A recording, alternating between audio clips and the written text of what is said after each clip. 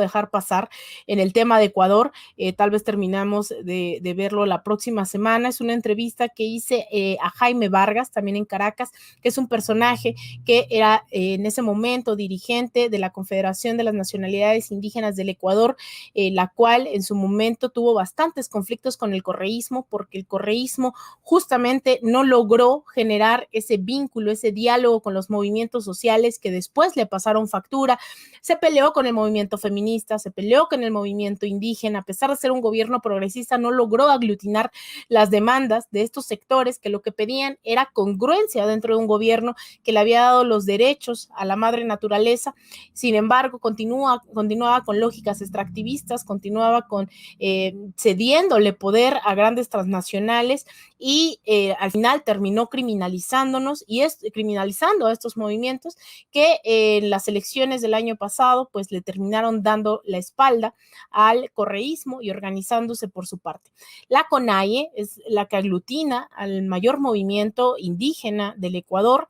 En su momento, en el estallido de octubre del 2019, cuando querían quitarle los subsidios a los hidrocarburos, ellos lograron movilizar a toda la población indígena o la mayoría de la población indígena en Ecuador y estuvieron a punto de derrocar al gobierno de Lenín Moreno. Sin embargo, bueno, ahí llegaron a negociaciones, llegaron a acuerdos y esto permitió que Lenín Moreno terminara su periodo y que, bueno, eligieran ahora a Guillermo Lasso, actual presidente que acaba de tomar posesión hace unas semanas.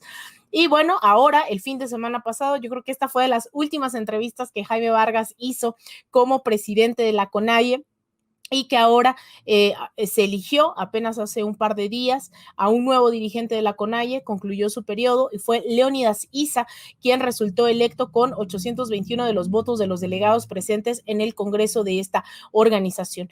Vamos a escuchar solo un poco antes de concluir, es una entrevista un poco más larga que subiremos seguramente a los canales de YouTube para quien les interese. Esta primera parte tiene que ver, la primera pregunta tiene que ver con este balance de este Congreso Mundial de los Pueblos en Caracas, Venezuela, y después vamos a escuchar un poco de lo que dice Jaime Vargas, de este tipo de contradicciones que hoy planteo necesarias para el debate que tenemos que dar urgentemente aquí en México bajo un llamado gobierno progresista. Vamos a escuchar qué dice Jaime Vargas. Primero preguntarle cuál es su impresión, su balance del Congreso Bicentenario que se realizó aquí en Caracas. Yo creo que ha sido importante este proceso. Primero, agradecer al pueblo venezolano, a su gobierno por esta convocatoria, una convocatoria masiva de los pueblos. Sí, esto nos permite pensar, repensar cuáles van a ser nuestros procesos, ¿verdad?, de cambios profundos que necesitan nuestros pueblos, pero también aprovechar esta ocasión de que lo primero que se ha planteado es de que la unidad, ¿verdad?, la unidad de los pueblos, sectores sociales, los gobiernos de la izquierda, ¿no?, y trabajar un proyecto de vida, y eso es lo que hablamos, ¿verdad?, en este proceso. Creo que hemos definido algunas líneas, algunas propuestas importantes, una propuesta que genera confianza, que genera una propuesta de desarrollo cultural, un proceso de cambios, ¿verdad?, desde el sentir de nuestros pueblos, con las marginaciones, con las explotaciones, ¿verdad?, de los gobiernos de la derecha, del imperio, con el golpe, ¿verdad?, de nuestros países, pues eso nos ha enseñado a decidir. Y hemos decidido un proceso de que hay que unir esfuerzos, hay que buscar la verdadera unidad y pues desde esa unidad plantear, ¿verdad?, un proceso de lucha, de resistencia para poder liberar y hablar de la libre determinación de nuestros pueblos, y por eso aplaudimos esta decisión y esta participación a un Congreso Bicentenario de los Pueblos del Mundo, y al mismo tiempo ayer se instaló, ¿verdad?, este encuentro de los jefes de Estado del ALBA, y pues desde ese espacio también se aprueba esta resolución o estas propuestas, ¿verdad?, que ha sido importante.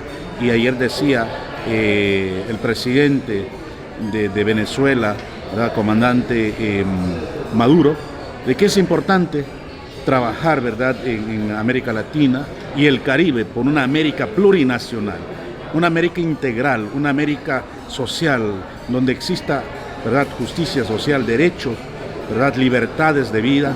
Entonces yo creo que estamos por buen camino los sueños se están dando cumplimiento o se están haciendo realidad, y con la fuerza de los jóvenes, que hoy está firme, ¿verdad?, fuerte, y también con la participación de las mujeres, que ha sido importante, de los intelectuales, de los ecologistas, de los políticos, y pues pensar, ¿verdad?, y armar una sola propuesta, y eso ha sido para nosotros importante, importantísimo de este gran congreso, ¿verdad?, bicentenario de los pueblos del mundo.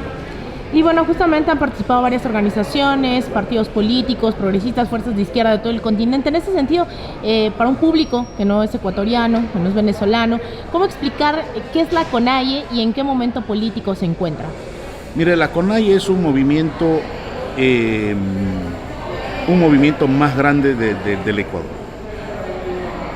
Es una organización que integra a los 15 nacionalidades y 18 pueblos en todo el país. Representamos, ¿verdad?, la CONAIE a los pueblos y nacionalidades que de alguna forma hemos venido luchando por la justicia social, por cambiar, ¿verdad?, y defender nuestros derechos. Cuando hablamos de defender los derechos, hablamos del territorio. Esa ha sido nuestra pelea, ¿verdad? Una organización social, una organización que lucha, ¿verdad?, romper todas las paradigmas que a veces violan nuestros derechos, la libertad de organización. Desde ese espacio, pues, la CONAIE ha sido una de las organizaciones más importantes, más históricos por sus luchas en las calles. El levantamiento del primer levantamiento más grande de la historia, pues en 30 años se repitió, ¿verdad?, un proceso importante, no solamente de los indígenas, ¿verdad? En el mes de octubre de 2019, nos convocamos a un gran proceso, a una gran movilización nacional, donde generó procesos muy interesantes, donde estuvieron todo el pueblo ecuatoriano, y pues el movimiento indígena se ha ganado confianza en el proceso de lucha, en la recuperación de la democracia, en hacer respetar la Constitución, porque el Ecuador es un estado plurinacional donde reconocen a las naciones, es decir, a las naciones originarias.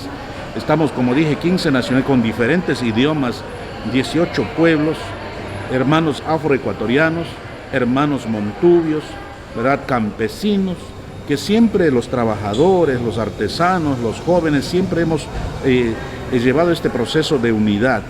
Pues en ese sentido, la CONAIE así es una organización que lucha por la recuperación, que lucha por reivindicación, que lucha, ¿verdad?, contra los invasores, ¿verdad?, contra los imperios, contra el gobierno de la derecha. Sí, eso es el principio fundamental, y eso es el proceso histórico del movimiento indígena, y eso la juventud lo llevamos, ese camino siempre hemos sostenido, y hoy, este momento mismo, se ha convocado un gran congreso, ¿verdad?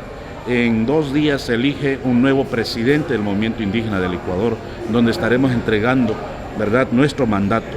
Y hemos ido, pero nuestra lucha siempre será, ¿verdad?, presente, siempre seguirá efectivo, ¿verdad?, en las luchas para poder romper, ¿verdad?, todas esas injusticias que existen en el Ecuador. Hoy tenemos un gobierno de la derecha, un gobierno banquero, ¿verdad?, empresario. El movimiento indígena está en expectativa. El gobierno se ha planteado un país de reencuentro, un Ecuador de reencuentro o de encuentros. Entonces hemos dicho, esperemos, y los pueblos y nacionalidades estamos firme como siempre. Vamos a seguir defendiendo nuestro proyecto político. Nuestro proyecto político del movimiento indígena ha sido, luchar, ¿verdad?, por nuestros derechos, luchar frente a la corrupción, luchar también contra los neoliberales, contra el capitalismo, ¿verdad? Entonces, eso es nuestro proyecto de vida, y defender, ¿verdad?, defender la vida, defender Pachamama, defender los ríos, los territorios, y eso ha sido nuestro proceso, y por eso yo creo que nuestras luchas siempre han sido criminalizadas. Hoy estamos siendo perseguidos, ¿no?, por el expresidente Lenín Moreno, ¿verdad? Fuimos y seguimos, ¿verdad?, enfrentando procesos abiertos de 8, de 10, de 12 años de prisión. Mire, por defender la vida, por defender a los jóvenes, por defender los derechos. Pero yo creo que las que siempre hemos nacido, ¿verdad?, para luchar, para defender, pues seguiremos siempre caminando en este proceso de lucha y resistencia por la vida.